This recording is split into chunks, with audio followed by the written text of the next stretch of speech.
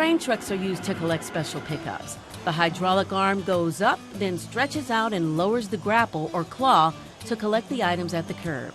For safety reasons, there must be a 20-foot clearance on all sides, including above, of special collection materials.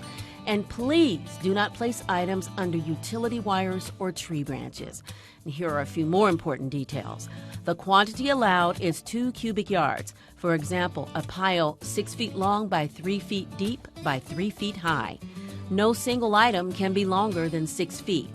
Set out your items by 6 a.m. on collection day. And any item not on the list of acceptable materials as detailed on our website will not be collected.